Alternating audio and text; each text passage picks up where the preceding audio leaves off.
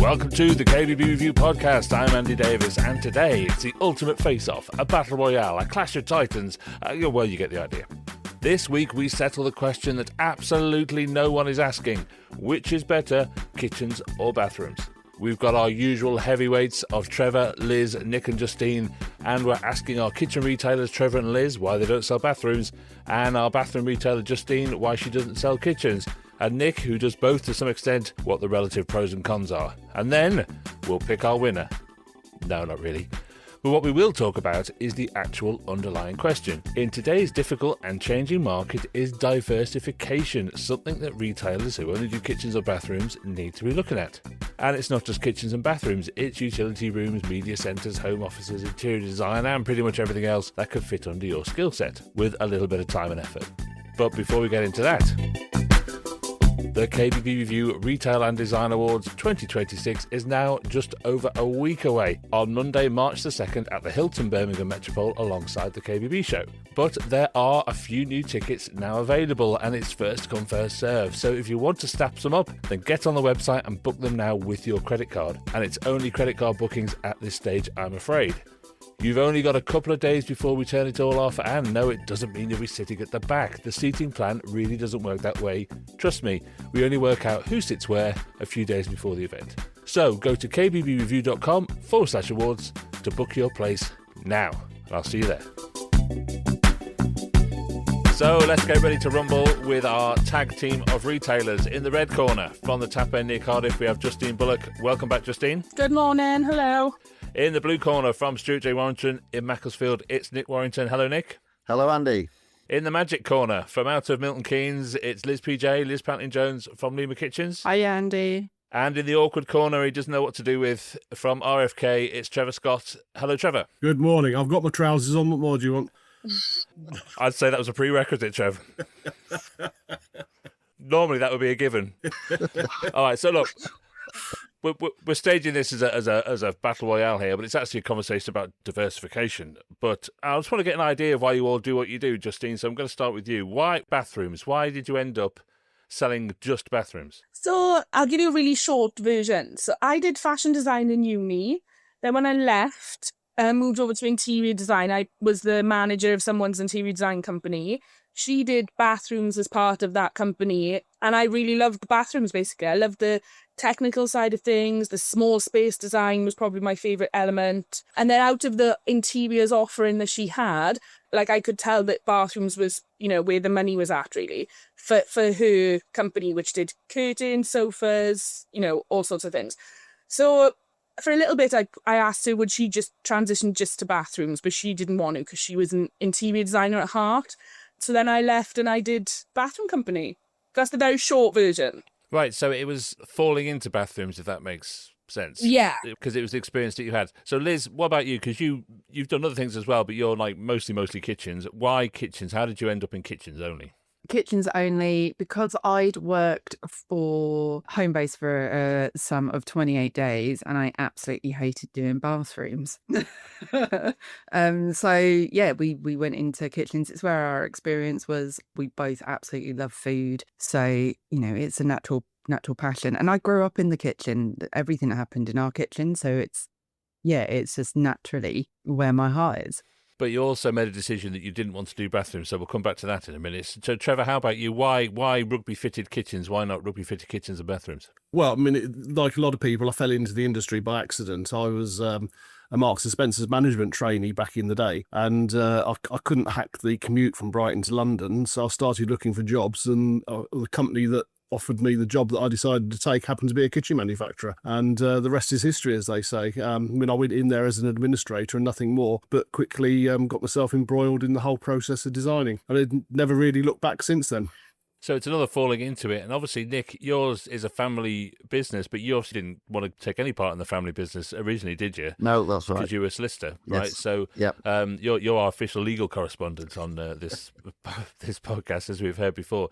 So how come Stuart J. Warrington was a kitchen company, but it obviously has a bathroom bit to it, a sort of trade bathrooms bit, doesn't it? Yeah, so originally my dad was trained as a plumber, apprentice plumber, went off into trade sales, to get some experience there and opened up what essentially was a plumber's merchant that also sold sanitary ware. And this was back in the day where you could get all your pottery just down the road in Stoke. And that's what he did. And then flat pack kitchens started to take off, and he started selling flat pack kitchens out of the front of the small showroom in the original premises, and started selling kitchens as well as an additional income stream. And that took off, and kitchens have been part of the business ever since. So we've always been a plumber's merchant that sells bathrooms, but more to trade. And then the kitchens have always been sort of the retail side of the business, where we offer a more comprehensive package. So you don't design bathrooms, you don't fit bathrooms, you just literally it's a trade. Trade I was going to come on to that, but Oh. we do. I do now. We historically we kind of divided the business in terms of kitchens. We weren't really competing with our trade customers, so we would do a full retail package, supply and install. On the bathrooms, if you sort of rewind 40 years, it was very much that the fitter sort of dictated, if you like, what the customers having. They take the brochure round to the customer in their home, they pick out the brochure, the plumber would come and buy the bathroom off us, and then we would supply to them.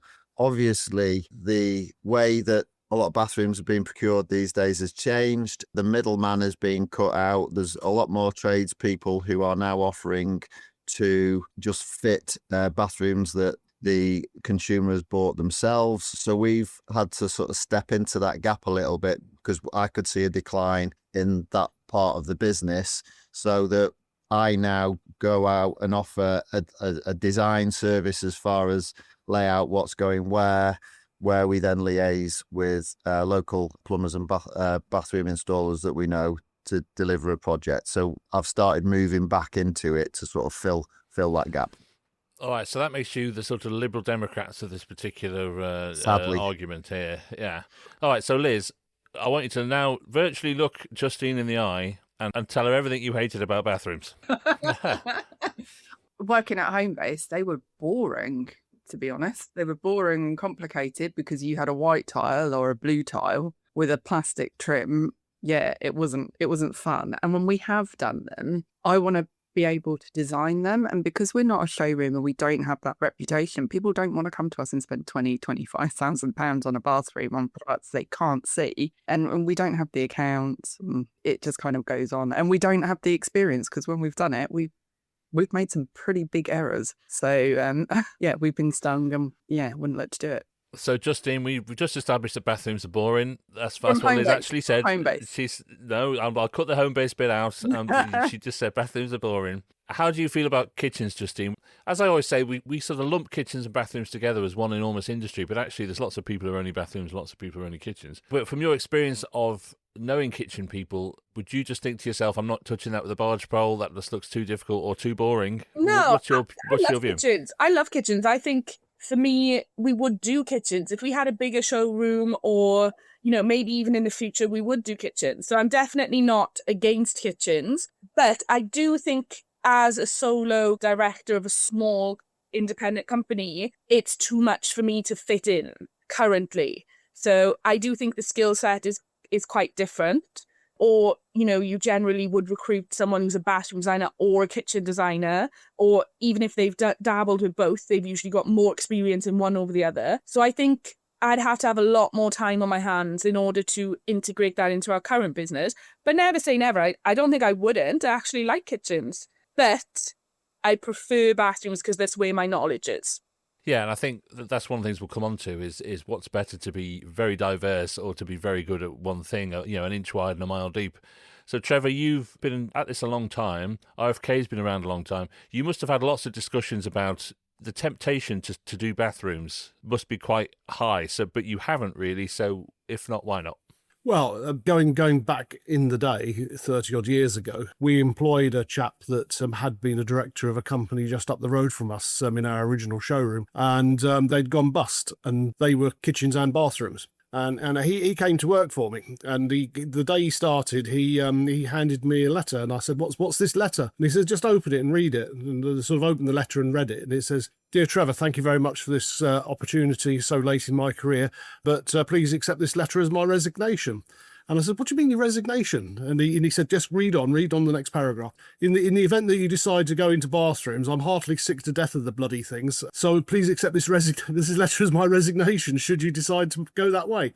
Now, I'm not saying that overly influenced me, but here we are 30 years later and we're still not doing bathrooms. So. Okay, so let's talk about the real issue here, which is about the pros and cons of diversification. Because we've talked before about growth, we've talked before about what a bad market it is and how difficult it is and all that kind of thing. So is it better to be an inch wide and a mile deep, to be a very acute specialist in one area and really go in hard on that? Or is it better to offer a wide package of things? Nick, you do a bit of both, and you're already clearly moving the dial a little bit between one or the other. You already have that level of diversification. Is one up and the other down? Does it make you feel a bit more secure to be able to focus on both at the same time? How does it work for you? I think that sometimes I feel spread a bit too thin because of the diversification that we have, but that's probably down to me and lack of resources within the business. But what it does do, it does allow us, because of the way the business is, for example, if I was to have a quiet month on the kitchen side of the business, because I've got a trade counter out the back that's still selling pipe and tube and fittings and sanitary ware, there's still a constant cash flow in the business. So for me, that's always created a certain amount of stability within the business, and that kind of gives you a little bit of confidence then when you're pricing your kitchens and you're quoting your kitchens. You don't feel quite so nervous about, I've got to get this deal. So it helps from that. And when you're busy on one, you might be quieter on the other. So you do get a bit of yin and yang where they balance each other out over the year. So that definitely does help. So Liz, we know that you're getting another showroom. Yep. That's the plan. So you're obviously growing the kitchen side of, the kitchen business, if you like. But why did you not, or was there a train of thought that stopped you from expanding kitchens into the other obvious area, which is bathrooms? Why not invest in that in the way that you're investing in a new showroom? So we've looked at some of the options, and it comes down to experience at the end of the day, and understanding the products and the pros and cons and willingness to learn. I think that bathroom retailers have a really unfortunate situation in when they put in displays, things like tiles get discontinued so quickly, and large panels, kind of wall paneling and stuff. So there's such a high turnover there that we perhaps don't experience so much in the kitchen industry. And additionally, I am too used to working in a way that I design something and figure out how to make it. And that restriction and mindset of going over to a product which is much more fixed in terms of the ceramics makes it a lot more tricky to be open to. Not to mention the fact that for us, we find that kitchen installations are a lot less multi-trade. So all of our teams are singular trade, and that point blank does not work in a bathroom. We have learned that the hard way. You need to have a multi-trade installer to go in and run those, and we don't have those connections. So there's a number of different challenges, and there are other avenues that seem more natural and easier to expand into without having to relearn everything again. Is the reverse true, Justine? Is your answer basically the same as Liz's, but the other way around? No, I think that for me, we probably will go into kitchens in the future. We've just employed someone that's got kitchen experience. I have kitchen experience when it comes to my own renovation. So we don't have children. So we'll buy a property, renovate and move, buy a property, renovate and move. So I've done about 4 kitchens for myself. I've done kitchens for friends. We do laundry rooms for clients currently, but for existing clients, we don't advertise it. So we're slowly creeping in, which probably doesn't help make the case for bathrooms over kitchens. But I think that for us, it has to be very slow creep. Having said all of that, stage 3 after our next showroom, which will incorporate some of this, is we have a little section that we had to take on due to COVID and stock levels. Part of that will be developing into bedroom furniture, dressing rooms, and there will be a small ensuite on there. So you've got the full room set. All right, so we'll come on to more adjacent stuff like that in a minute, but I want to ask you, Trevor, surely people buy a new kitchen every 15, 20 years, whatever the number is at the moment. But in between those kitchens, they'll probably buy a bathroom. So if you did bathrooms, aren't they more likely to come back to you twice as often? Yeah, I mean, you're back into diversification, which you want to talk about in a bit, but that diversification doesn't have to be bathrooms. It can still be in other products that we're more comfortable working with, rather than all the wet work and all the plumbing and the plastering and the tiling work that was associated with bathrooms. And it's as Liz has said, it's outside of our area of expertise. The learning curve would be horrendous. We would make lots of mistakes. We would burn money. And we'd just rather not go there. We'd rather stick to what our area of expertise is, but expand within that remit of fitted furniture in the house. I mean, what I find is, and you make a very good point, is that if you've gone into someone's house and you've delivered a good kitchen project, you've created the trust there so that if they then want a bathroom as well, you're pushing at an open door to get that project as well. I did a survey last week for a kitchen. I went down to survey the kitchen and she said, "Oh, my neighbour told me you do bathrooms as well." I said, "Well, that means I've not done my advertising very well, but yes, we do." And I came away having surveyed the kitchen and the bathroom at the same time on that job.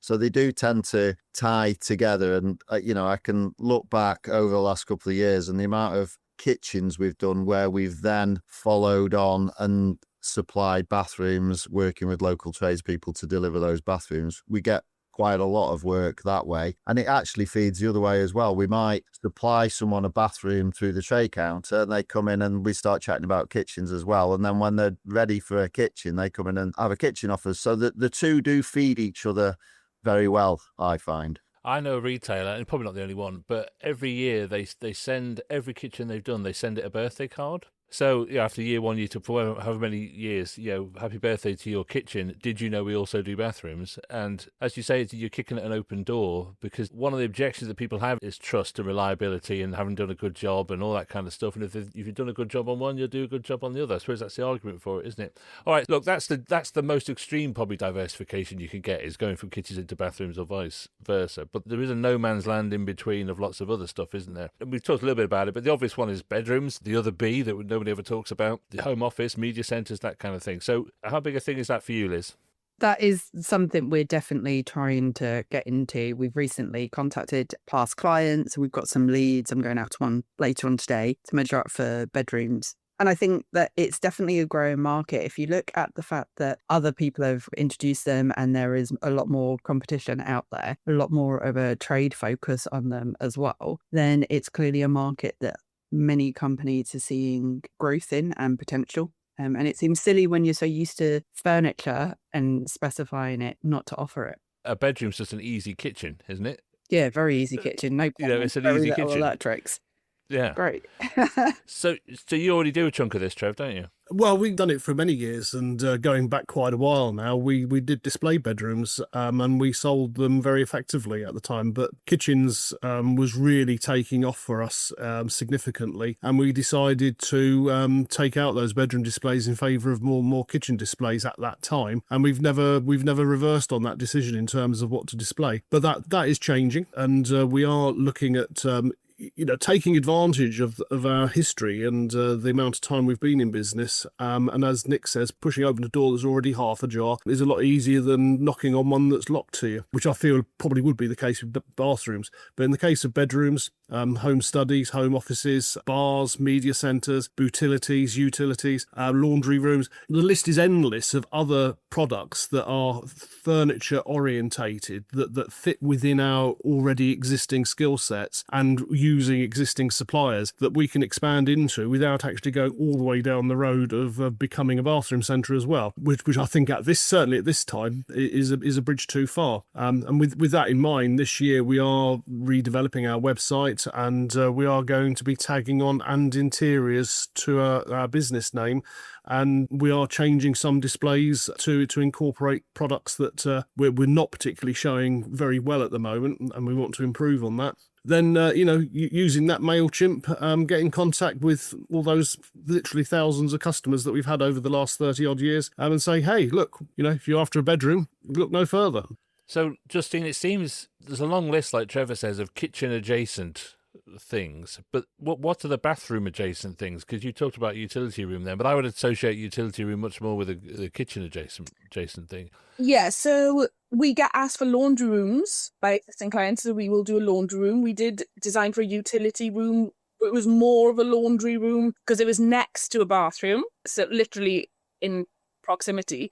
So we did that last month. We did a laundry room for someone, which was part of a bathroom project. But really, as a business, it would be tiles and flooring, maybe outdoor tiles, that kind of thing. So we did plan for about 2 years to open a separate tile and flooring studio, and it was well underway. But in the same village that we were going to open a bathroom shop open. So we were like, we just kind of ducked out then, and it just never went anywhere. We also did an installation company for 3 years. So for us, when we looked at what was adjacent to our company, it was a tile and flooring studio and it was a fitting company. But we didn't really succeed with either. So we're back to just the shop.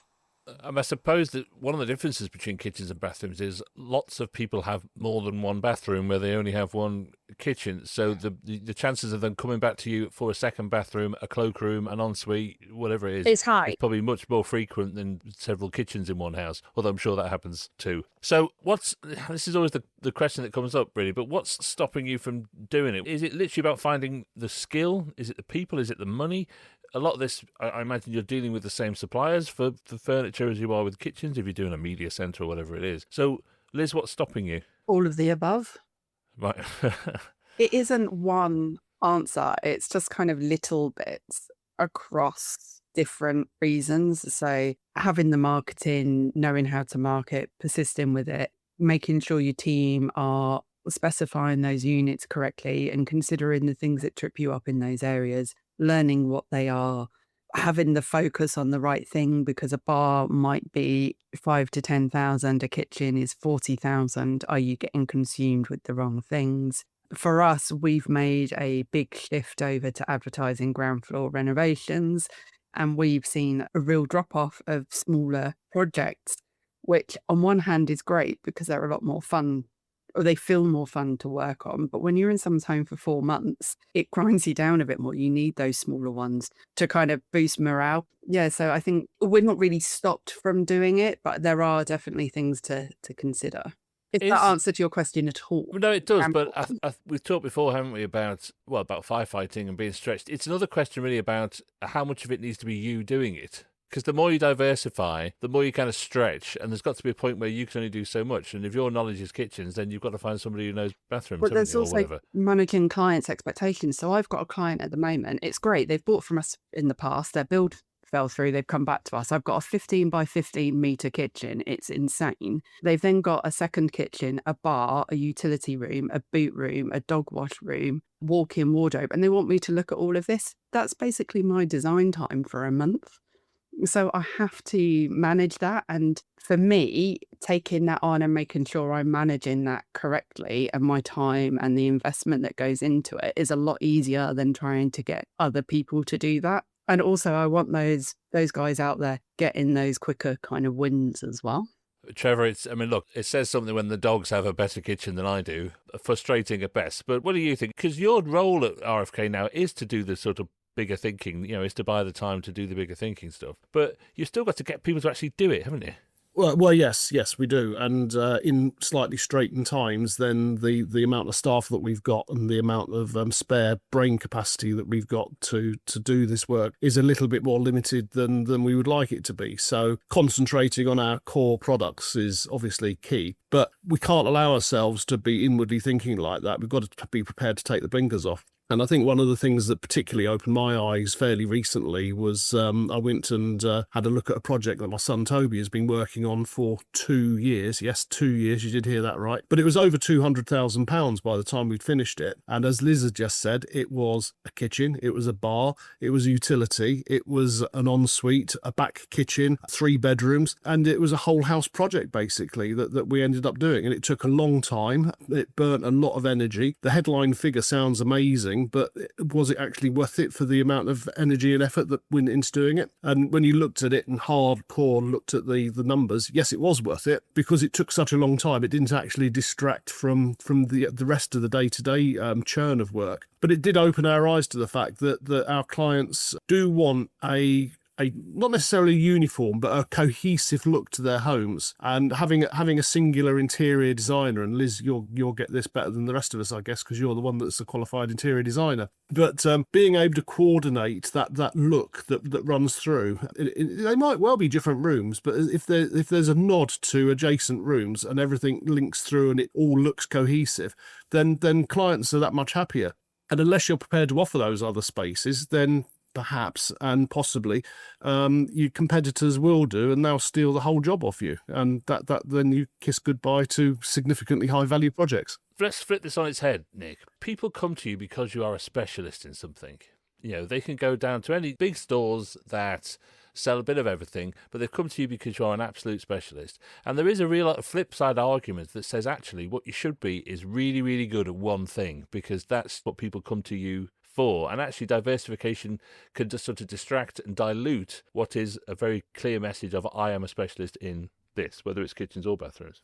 Yeah, it's interesting listening to everybody's opinions on this, because I've probably gone the other way a little bit over the last 12 months. And I think this depends on the size of your business. But for me, as a small independent, I'm going out there, I'm doing the design and I'm doing the project management. I've got a CAD assistant, I've got admin behind me, but I'm the face of that. I've only got so many hours in the day.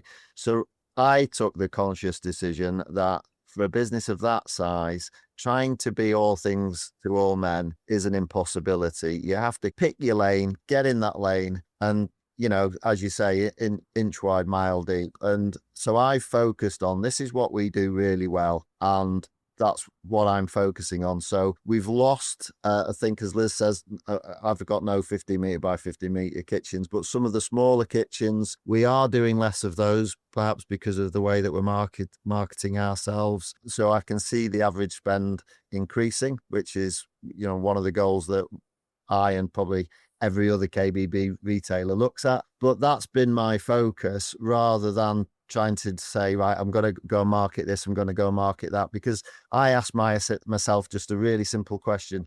Have I done a really good job of exhausting the local market for supplying and installing mid-market kitchens? No, I haven't. So if I haven't done that, why should I go off trying to create a new avenue when I've not covered the first one properly first? So I would rather at the moment make more effort in getting more business and doing what I know and doing it well, than trying to sort of dilute that by going off and trying to learn something new on top of already going out measuring bathrooms and kitchens and running a trade car. I've got enough on my plate already. That's reputation, Justine, isn't it? You know, you are a very small, little showroom with a small team of people, but you have a very good reputation.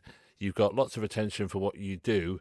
And isn't it better sometimes to just be really good at that one thing? Yeah, I think you definitely have to start at least being really good at one thing before you bring in the other things, because it'll just dilute. So if you're excellent at one thing and you add something in, at least if it is going to dilute, it's only going to dilute a little bit. But if you're struggling through with your one thing and then you bring in another, that's just foolish, isn't it?